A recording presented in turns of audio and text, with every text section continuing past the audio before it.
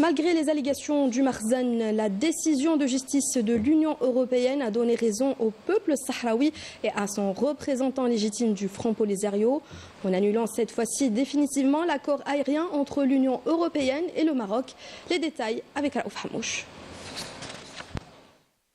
Le 3 décembre 2024, lors de la réunion du Forum consultatif sur la politique extérieure de l'Union européenne en matière d'aviation, la Commission a informé les transporteurs de l'Union européenne que conformément à la jurisprudence de la Cour de justice de l'Union européenne, l'accord aérien euro-méditerranéen entre l'Union européenne et le Maroc ne s'applique pas aux liaisons aériennes au départ du territoire d'un État membre de l'Union européenne vers le territoire du Sahara occidental.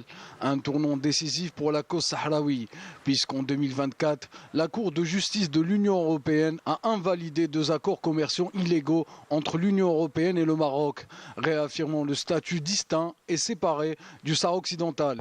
C'est une nouvelle claque pour le Makhzen, puisque l'accord aérien entre l'Union européenne et le Maroc ne s'applique pas au Sahara occidental. Certaines compagnies aériennes de l'Union européenne proposent toujours des vols vers le Sahara occidental inscrits sur la liste de l'ONU des territoires non autonomes.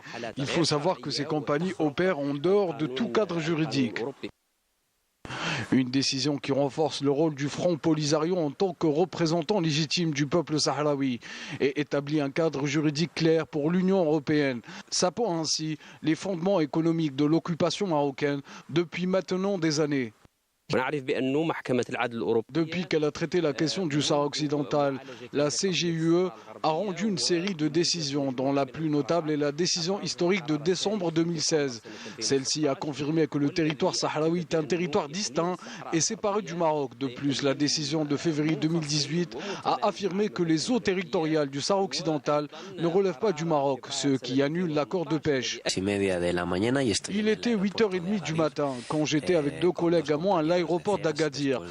Les dictateurs marocains nous ont expulsés de la ville occupée de Dakhla pour avoir été en contact avec des Sahraouis de la région. Ryanair, comme vous le savez, a ouvert une ligne directe de Madrid à Dakhla, une ville appartenant au territoire sahraoui, mais qui, depuis les années 70, est occupée militairement par le Maroc.